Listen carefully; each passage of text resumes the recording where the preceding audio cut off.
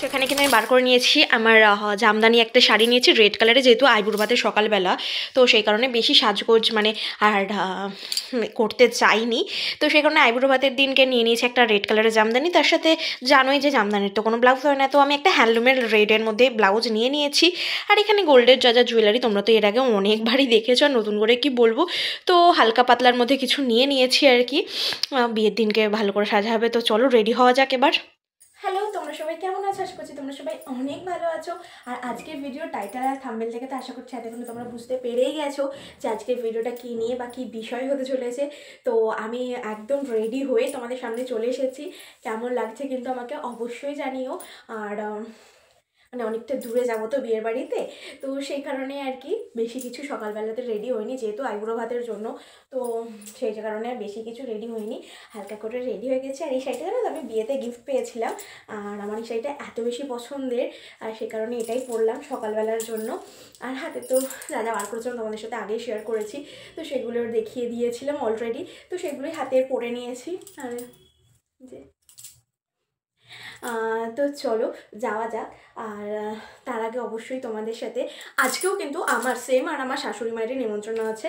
তো যেহেতু আইবুড়ো ভাত তো মেয়ে ঘটিত অনুষ্ঠান, তো সেই কারণে আমার আর আমার শাশুড়ি মায়ের যেন তো নিমন্ত্রণ আছে।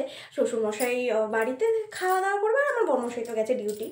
আর কালকে আবারও বিয়ের ভিডিও জন্য আবারও নতুন নতুন প্রিপারেশন নেব, অনেক সাজুগুজু করতে হচ্ছে, তো সেগুলো সমস্তটা তোমাদের সাথে শেয়ার করব। তো চলো তার আগে এখন বেরোনো যাক, কারণ অলরেডি দেরি হয়ে গেছে। আর তোমাদের সাথে অনেকটা দূরে বিয়ে বাড়ি, আমাদের কোথায় বিয়ে বাড়ি সেটাও শেয়ার করবো। দাঁড়াও চলো। আমি কখন ধরে রেডি হয়ে এসে বলছি চলো চলো, আর এখানে ফোন দেখাই শেষ হচ্ছে না। আবার আমি বলছি মারবো, মেরে হাড়গোড় ভেঙে দেবো, এটা কোনো কথা হলো? আমি কখন থেকে আছি রেডি হয়ে, হ্যাঁ তো সেজে গুজে একদম পটের বিবি হয়ে আর একটু দেরি। হ্যাঁ মোটেও নয়, এখানে বুড়ো থাকলে ভালো হতো। আরে দুজনেই ম্যাচিং ম্যাচিং পরেছি, জামদানি জামদানি। বলেছিলাম যে বিয়ে বাড়িটা কতটা দূর সেটা দেখাবো। এই হচ্ছে আমাদের বাড়ি, আর এই হচ্ছে বিয়ে বাড়ি। গেট দেখতে পাচ্ছ, বেশি দূর নয়, একটুখানি, মানে তাও বলতে পারো বেশি, অনেক দূর, কারণ 1টা বেজে গেছে আমাদের যেতে যেতে প্রায়। এই যে এসেই গেলাম, 2 পাও হাঁটতে হয়নি।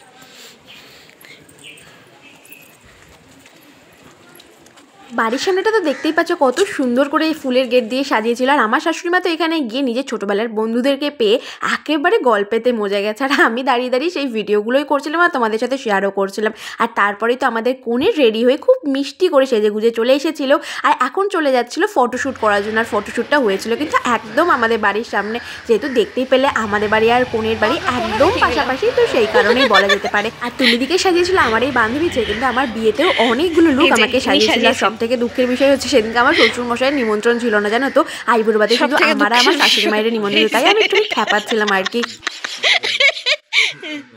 হ্যাঁ ঠিক আছে, ঠিক আছে তো, ওকে তো।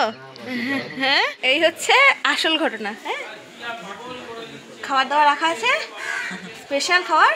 এই আমি কাজ একটা জুতো পরে এসেছি, আমার জুতোটা তো আমার কাছে দেখে তো বুঝতেই পারছো তাকে খেপিয়ে আমি কতটা খুশি আছি। যাই হোক, দিদি এখন আমাদের বাড়ির সামনে দোরগোড়াটাতে বসে খুব সুন্দর সুন্দর ছবি আর ভিডিও তুলে নিচ্ছিল, সেগুলো সকলে মিলে আমরা দাঁড়িয়ে দাঁড়িয়ে দেখছিলাম। আর সত্যি বলতে দিদিকে কিন্তু সত্যি খুব সুন্দর লাগছিল আইবুড়ো ভাতের পুরো লুকটাতে।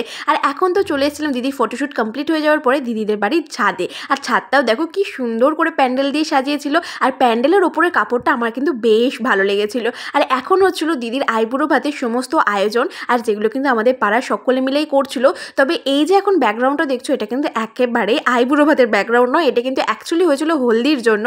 তবে আমরা বাঙালিরা সব জিনিসকেই সব কিছুতে কাজে লাগাতে পারি, তাই আমরা কিন্তু আইবুড়ো ভাতের দিনেই ছবি তুলে নিচ্ছিলাম এই গায়ে হলুদের লুকটাতে, মানে গায়ে হলুদের থিমের মধ্যেই। আর এখন তো দিদির জেঠিমারা প্রত্যেকে মিলে, জেঠিমা পিসিরা সবাই মিলে ছবি তুলে নেওয়ার পরে আমাদের পাড়া থেকে প্রত্যেকে মিলে ছবি তুলে নিচ্ছিল।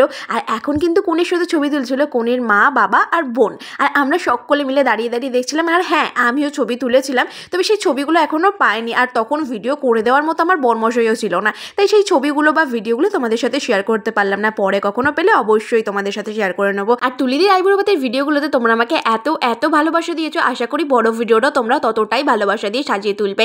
আর এই যে এখন দেখছো থালাটা, আমরা প্রত্যেকে মিলে কিন্তু পাড়ার এই সুন্দর করে থালাটাকে সাজিয়ে তুলেছিলাম, মানে তুলিদির আইবুড়ো ভাতের থালাটা। আর এখন তো আমাদের মিষ্টি কোণে আইবুড়ো ভাত খেতে বসেও গেছিল, তার জীবনের শেষ আইবুড়ো ভাত, কারণ এই পর থেকে যে সে বিবাহিত হয়ে যাবে।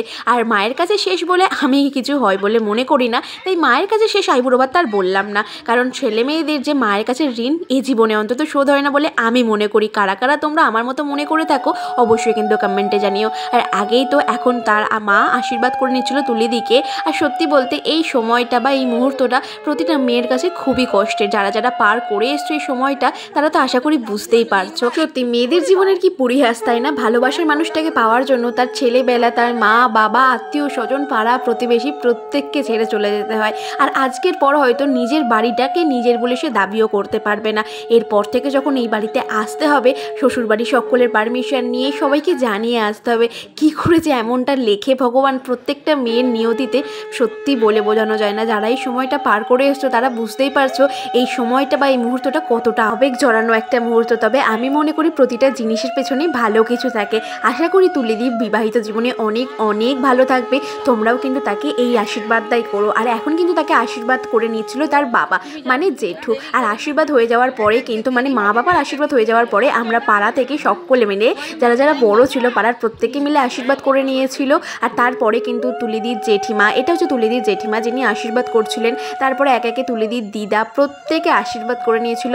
আর এই মুহূর্তটা কিন্তু আমার পার্সোনালি একটা কারণে বেশ ভালো লাগে, কারণ এই সময় কিন্তু আশীর্বাদের সাথে সাথে, অবশ্যই আশীর্বাদটা মেন বিষয়, তবে আশীর্বাদের সাথে সাথে কিন্তু বেশ কিছু গিফটও পাওয়া যায়। আর এটা হচ্ছে তুলিদির দিদা যিনি এখন আশীর্বাদ করে নিচ্ছিলেন। তবে প্রত্যেকটা মানুষের আশীর্বাদের থেকে কিন্তু নতুন জীবন শুরু করার সব থেকে বড় গিফট আর কিচ্ছু হয় না। কি ঠিক বললাম তো বলো?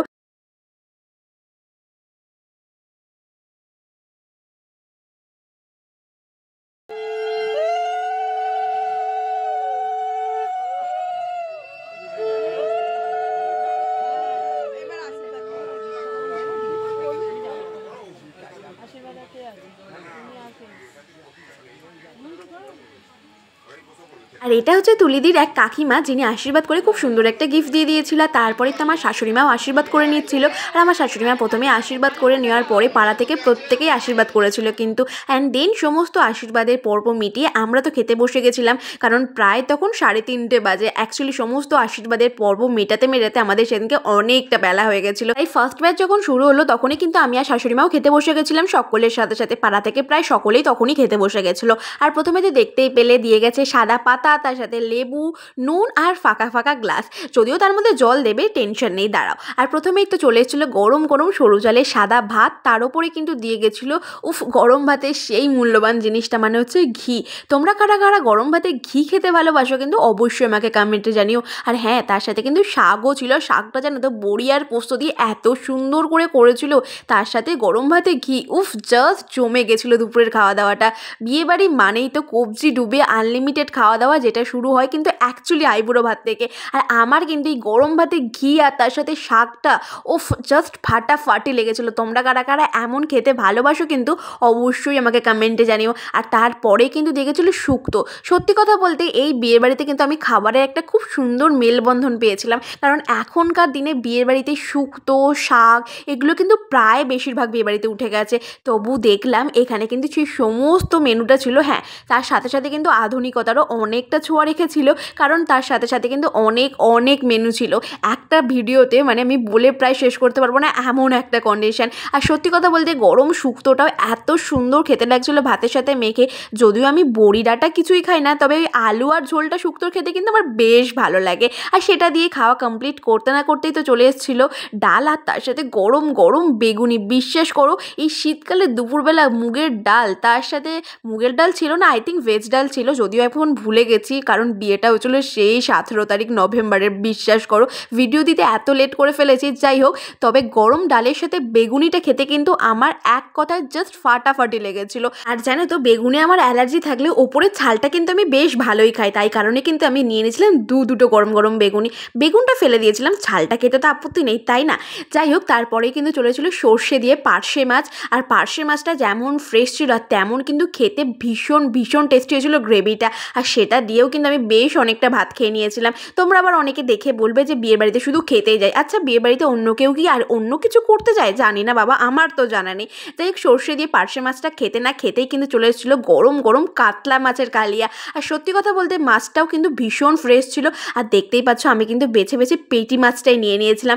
আমার তো কাতলা মাছের পেটি খেতে বেশ ভালো লাগে। আর হ্যাঁ, তোমরা যেই বারবার ভাত নেওয়া দেখছো, আমি কিন্তু অল্প একটু করেই ভাত নিয়েছিলাম। আশা করি তোমরা সেটা দেখে বুঝতেই পারছো। একদম অল্প হাফ হাতারও কম ভাত নিয়ে কিন্তু আমি প্রতিটা আইটেম ট্রাই করেছিলাম। আর সমস্ত খাওয়া দাওয়া শেষে দিয়ে গেছিলো চাটনি পাঁপড়। তোমরা তো সকলেই জানো সেটা আমি খাই না, যদিও পায়েসও আমি খাই না, তবু ভুলবশত আমাকে দিয়েছিল, তাই সেটা নষ্ট না করে তুলে দিয়েছিলাম কিন্তু শাশুড়ি মায়ের পাতে। তবে সন্দেশটা কিন্তু আমি একদম মিস করি না, সন্দেশটাও কিন্তু খেতে ভীষণ ভালো ছিল। আর সমস্ত খাওয়া দাওয়া কমপ্লিট করে কিন্তু আইবুড়ো ভাতের ভিডিওটা আমি এখানেই শেষ করছি। আরে দাঁড়াও, এখনই কোথায় চললে? আমাদের বিয়ের কোণের এক্সপিরিয়েন্স কেমন সেটা শুনে যাবে না? তাহলে চলো চট করে তোমাদের সাথে এখন সেটাই শেয়ার করে ফেলি। আসলে ওপরে সমস্ত আশীর্বাদ হয়ে যাওয়ার পরে তুলে দিয়ে এখন চলে এসেছিল নিজের ঘরে সমস্ত খাওয়া দাওয়া নিয়ে, কারণ ওপরে খাওয়াটা সত্যি প্রবলেমেটিক। লাস্ট আইবুড়ো ভাত খেয়ে তোমার কেমন লাগছে, তোমার এক্সপিরিয়েন্স? এবং প্রথম কথা হচ্ছে এই লুকটা, ঠিক আছে? আচ্ছা, এই লুক, তারপরে হচ্ছে যে এটার একটা আলাদাই মাহাত্ম্য আছে, মানে লুকটা হলে কেমন অকেশনটাও স্পেশাল হয়ে যায়।